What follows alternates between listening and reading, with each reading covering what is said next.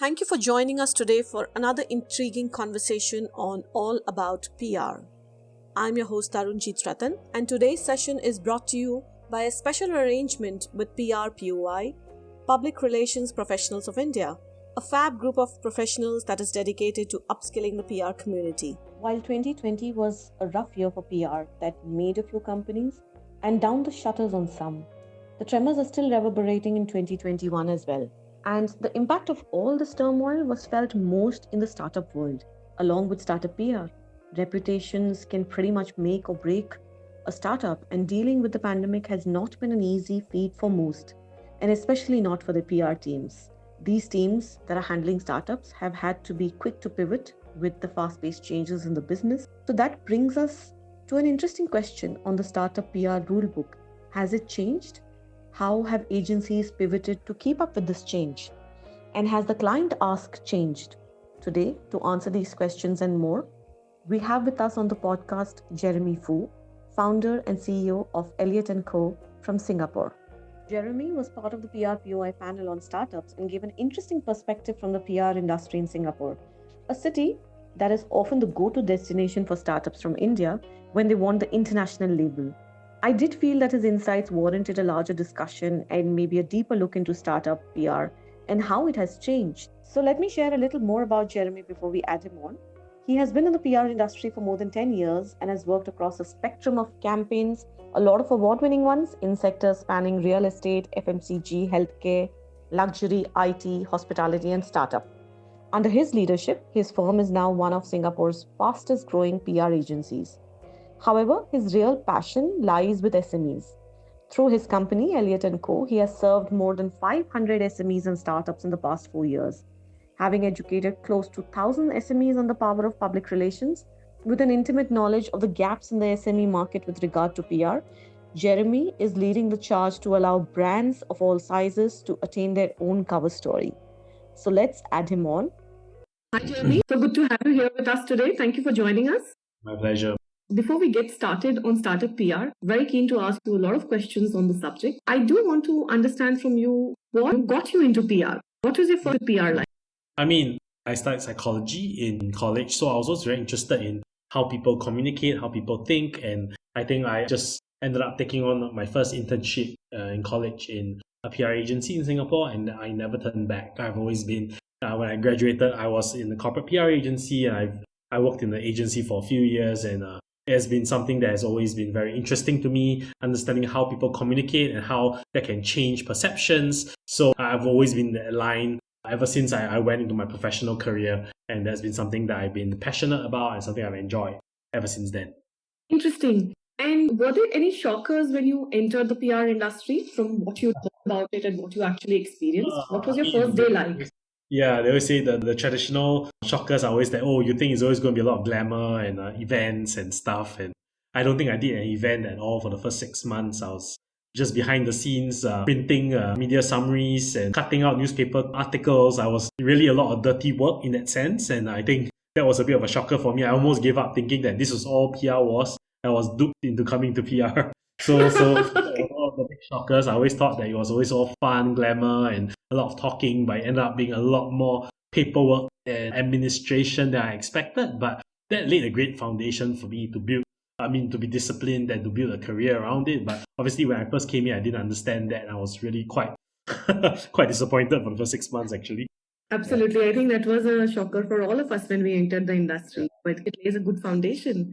Working in an agency versus starting your own are, I think, two completely different things. What did you to start your own agency? Because entrepreneurship comes with its own trappings. Of course. When I started, actually, I think it was quite accidental. And when I left, I never intended to come back. I wanted to actually go in charity because that was something I was passionate about. But when I was about to start my own charity, I felt that was not the right time. I needed to still have some more business experience before I did that. And so that made me think, what's the gap in the PR market in Singapore? And I think the biggest gap that I saw was that at that point in 2016 was that startups were not really well supported in PR. They used many other marketing channels, but PR was not one of those things. So, and that was from doing my little focus group, talking to many founders. A lot of them didn't even know how PR worked. They always thought it was just waiting for a call from a journalist, hoping that one day someone would call. That basic. So that's where I realized that could be an opportunity, and that was what sort of made me start my own, not really thinking of building a business, just sort of trying to find a gap and just trying to help some business owners and other friends who were founders themselves. But who knew? I mean, now 4 years on. No, but that's a very interesting niche. How do you approach startup PR in your country? How is it different from, let's say, working in India or in the US? What makes it I unique? think the first thing, Singapore is such a small market, one of the smallest markets probably, Right. in the world, right? We are just a dot. So I think even though we have more startups in Singapore and SMEs than corporates, it's still a relatively small market. So that was something that we had to take into consideration. And of course, for a lot of them, I don't think it's different from India or Europe, I guess. I think startups and SMEs are always price sensitive. But I think for us, that was a big issue because PR in general was always something that was more highly priced. The base price was always a little bit high. So that was something that we had to work around, and it was very unique to us at that point because there was such thing as cheap PR in that sense. So we basically tried to find a model that will work to allow SMEs and startups to use PR without breaking their bank. So that was how we went about the thought process. Interesting. Startups in India usually head to Singapore when they want that international lead. You get a lot of requests from startups setting up an international office in Singapore, and how do you deal with them? Yeah, so I've worked with companies from Korea, India, China, US. So I've had a lot of countries coming, to set up. I think Singapore is a great place to do business. I think because of various tax reliefs, I think it's very easy to set up shop in Singapore. So businesses in Southeast Asia, Singapore is always regarded as the HQ for a lot of these markets, a lot of these businesses because of, I guess, the various incentives that come with setting up in Singapore. And I think Singapore continues to want to push the envelope in that area. So yeah, I think that will be something that will continue to happen for us. And it's been happening a lot in the past, even this COVID year as well, surprisingly. Absolutely. My question is there ask different from startups that are already based in Singapore? Or is there anything that's different, basically? Okay. Yeah. Is the client brief different? Yes, I would say that yes and no. Yes, because for a lot of them, it may be a concept that even Singaporeans are not familiar with. Because if you're a local company started up in Singapore, then you understand the local nuances, the local lingo, slangs. But for a lot of these foreign companies, they're coming in with a topic that might be great in itself, but not relevant to the Singapore voice. So in a way, actually, I'll be honest and say no, because their briefs are about the same. But it's for us as the agency to sort of tell them, hey, your product is a little bit out there. It's not a very Singaporean thing, for example, to the way this product is set up. It doesn't tap into the psyche of a Singaporean. So how do we make it more Singaporean centric? So for example, I'll use one right now. Uber versus Grab. Grab was very collaborative in their messaging. Uber, on the other hand, was very aggressive. Like, I want to challenge the norms. But in Asia, particularly, very communal and very collaborative, rather than like we want to challenge the structures kind of thing. So that messaging didn't work so well for Uber when it first came in. Interesting. So if you can help us understand the lay of the media landscape in your country, what is the media landscape like in your country, and specifically startup media? To be honest, in Singapore, the startup media space is very, very infant, I would say. A lot of the startup media is under like tech media, under the mainstream media. So there isn't really a startup, like probably less than one hand you can count the number of actual startup media titles. Most of these media titles come under like the mainstream newspapers where they have a startup section as with the tech media. So it's quite unique in Singapore because the media landscape as with our country is very, very small. A lot of the startup media are sort of subsectioned under a lot of the bigger media titles. Interesting. So it's already a unique vertical. So this is a possible business idea. Yes, it actually is. I think there are people who have tried. But at the same time, because I think even though startups are a lot more popular in Singapore now, I think in terms of business, the flow of business for startups is still very different from corporates and from, I think that affects the way startup publications run as well, because obviously there's also the revenue model and all that. So I think for startup media publications, I think there's definitely an opportunity, but it's also a challenge because of the revenue model that I think for some they have tried and failed actually. Interesting. The fact is a startup hub, yet a media startup has not successfully taken off from there for startups is a very unique situation. I didn't even think about it that way as well, but that's very interesting for you to say. So how does media view startups that you bring to them? What is the selection criteria? So in Singapore, Singaporeans in particular are quite afraid of being the first person to use the new thing. So Really? basically, it's the same. So they don't mind new things, but they want to make sure everyone else is using it as well. Yeah, so there's a sensitivity around being just new without having a lot of credibility stacks. I'll call it like you must have a partnership with a government agency or you have a big corporate that's backing you. You are a startup as a standalone, a lot of sensitive and very afraid to cover you because they'll be like, are you sure you'll even be alive in 6 months? Yeah, pragmatism around Singaporeans. We are very much because we've been so used to the MNC era where the boomers, right? All of us, I thought being a doctor, engineer, a lawyer is the best thing to be. And I think only in recent days, I think only in the past 10 years, has this sentiment changed. I think that Right. affects media view. Startups as well. So in that same way, hey, you better be a well-known startup. If not, then I may not trust you so much. Interesting. So how do you deal with it? How do you approach this pragmatic Yeah. from the media? I think that's something that even the startups themselves have come to realize. I Right. think it's almost, because if you go to, unless you're in an industry that's extremely hot or extremely controversial, such as, for example, transport, that's where Grab, even when they first launched to market, they got a lot of pickup because it was a topic that was so hot in the minds and the word in the mouths of Singaporeans because they're so unhappy with public transport. But if not for that, if you're in an industry that's a lot more behind the scenes or not so well known, then that is where you don't get picked up a lot. So I think a lot of startups understand that and they realize that they need to always pair with something that lends credibility to the brand. So I think that is almost a part of the evolution. A lot of startups know this now. And even when they approach them, they also understand that that's part of the game. They come in just, I'm the new startup on the block in, let's say, a certain industry. They also know that, hey, let me wait until I get my first partnership or I get my first 100 clients or 1,000 clients that I can shout to the media. If not, then I know the media is not going to pick up on me. Interesting. Are there any red flags that you kind of make sure you notice when startups approach you? Yes, I think Singapore is our media space is quite regulated, I think, compared to a lot of other countries. I don't know, I always feel a bit afraid to say this, but we are quite pro-government. We don't really have anti-government sentiment. So as long as your startup doesn't have topics that are anti what the government is going towards, that's always a dangerous thing. So government always has a lot of initiatives. Singapore's government is quite involved in the daily lives of Singaporeans. I think that's something you guys may have heard in India about us. Yeah. We have. Already, all the way to US, right? So because of that, a lot of startups want to also affiliate themselves with what the government stands for. So if you're not, then there's a tendency you get left behind as well. So again, this is a stereotype. I'm not saying every startup must always have a government initiative linked to it, but there is a stronger chance, if you are linked to some government initiative.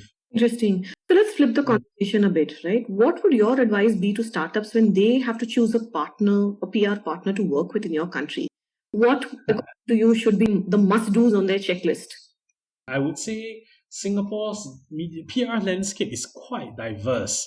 For a small country, we have a lot of PR agencies, and I know because I'm one of them, right? So I would say that in looking for a partner, I think first of all, be not to say that you should always lowball a PR agency because I don't want to be lowball in my prices, but be very sure the scope of work corresponds. And I know that's very vague, but always make sure that they can give you line by line deliverables rather than just like vague scopes of work. Because I don't go for best effort because market, a lot of agencies now are able to give certain guarantees to the media. Even if it's not a specific title, at least a safe range around your industry. So, like for example, tech media, we should all know the tech media and be able to give you at least a certain guarantee around coverage. Right? They say we're not sure. That means they're basically not confident in your brand. Don't take a best effort as the best thing. So nowadays a lot of PR agencies are quite big on that. The other thing I would say is that you don't always need to go for big agencies. Again, that's pro small agencies or boutique agencies. But at the same time, I think that's very real now because there's so many good boutique agencies out there, not just myself, because it's such a saturated space now. A lot of them are very nimble and they are able to come up with very solid strategies, not necessarily having to come from a big agency, then equates to a good strategy. So I think as much as big agencies do give a bit of a brand credibility behind it and the experience, I'm pretty sure there are a lot of very good boutique agencies out there in Singapore as well. Absolutely. The PR landscape sounds very competitive in Singapore. Oh, extremely, extremely. So let's move to challenges and learnings from 2020 that you are taking in with you to 2021? I think in all over the world, the startup industry has changed the game and has thrown all the communication industries. I think it's turned them upside down, inside out, any you want, right? So I want to understand from you, what were your biggest challenges that were specific to your country and vertical? And what are some of the learnings that you will be taking forward to 2021? For 2020, I think as with a lot of people, just stay alive, right? Yes, So we are all really, happy about that. We are all yes, happy I mean about that. that's both at the literal level as well as a company level, because when the first month came, we were all preparing for the worst. Right? We were all like, Right. oh my, we could all just have to close down or whatever because we didn't know how this would hit us. Thankfully, I think as humans are, we all learn to survive. I think the biggest thing that happened, which I don't think is new to anyone, is the digitization. I think we went heavy on that.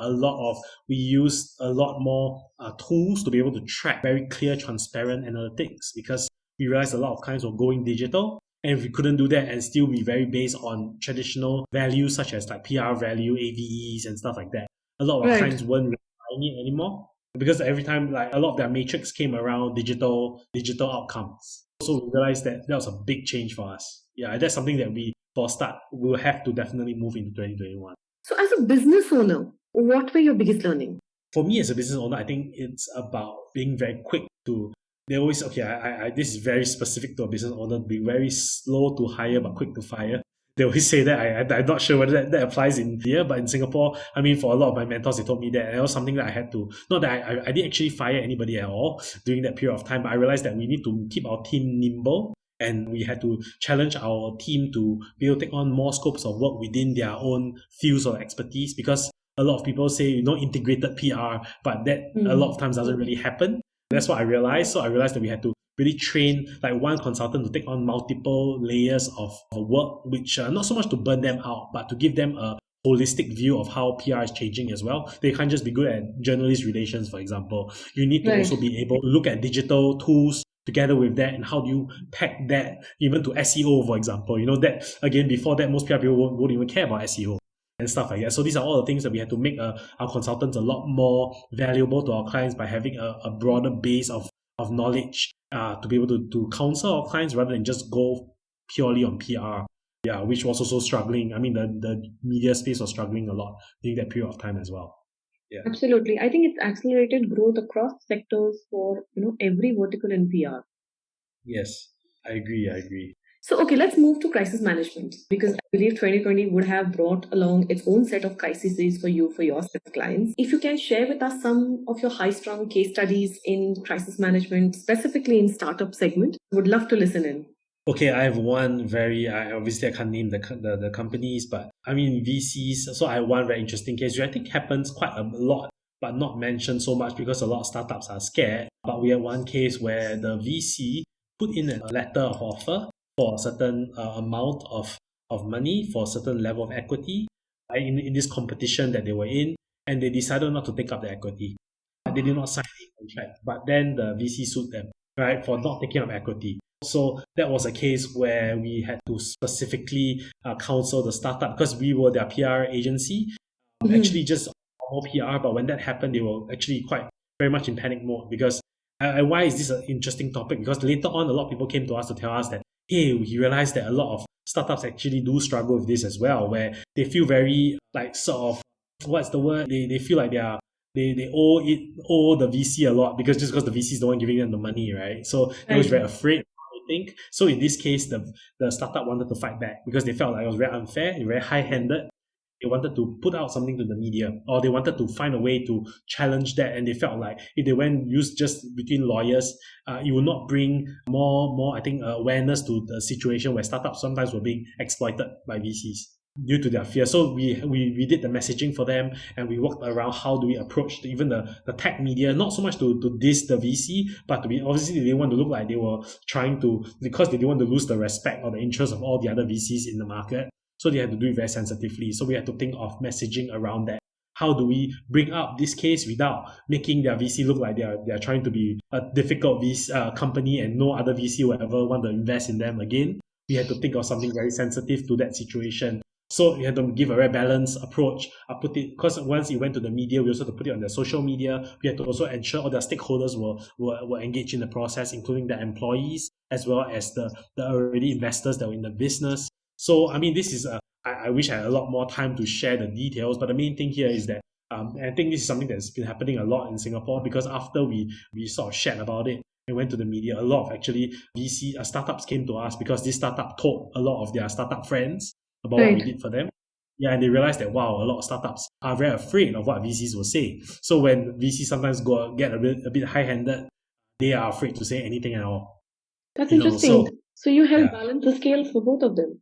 Yes, exactly. So to help the startup have a voice, but at the same time put the VC in place to realize, hey, we need to be more balanced in the way we go about this. And they also then came out with an apology, actually. So Wow. we achieved us. So that was something that we were quite, and the tech media in Singapore were all over this piece because they realized that, because there was the truth was my client was definitely in the right because they did not sign any contract. But many times this is something that, because the VC threatens them, then they're afraid, right? So again, I don't want to use names, but this was a very interesting story for us because we never had such a case. So I wanted to use a case where I think was not be something that goes to the media space typically. It's usually between lawyers, right? So this is something that managed to come out in the local media. I can even share the link with you. No, that's brilliant. I'm going to look up the link for this story. Any case studies that you can share with us from a consumer perspective, a startup which was consumer facing? Sure. So we had another client in the retail space where they were dealing with women's beauty. I think where this was around employee engagement. So client let go of a staff and his staff went to rent on Facebook forums because they were hiring workers from overseas markets. I think in this case, the client they did not deal with the situation as well as they should have. And because of that, the forums went viral and so this is, I think, leading towards digital crisis comms, where the internet starts to attack you because of what they perceive who is right and who is wrong, right? So obviously the startup, or the brand had their side of the story, but because this worker was a foreign worker, for example, couldn't go back to their country because of this, and they were stuck. Even though it was a bit of a skewed story, got a lot of sympathy from the internet, and they took about 1 month to come to us. So by then, the internet was full of hate comments, full of very ridiculous things around like how this company is like really manipulating a lot of their staff. So we had to come up with a very immediate, very quick crisis comms messaging response to a lot of the people that were putting comments up forums and on their own Facebook page. And that was something that actually we were able to make things a little bit better. But then I think the whole lesson from this is that a lot of startups, SMEs, they always think that crisis comms is always for very worst case situation. Very few SMEs and startups I work with, when I talk to them about crisis comms, they care about it. They think, hey, this could not happen to me.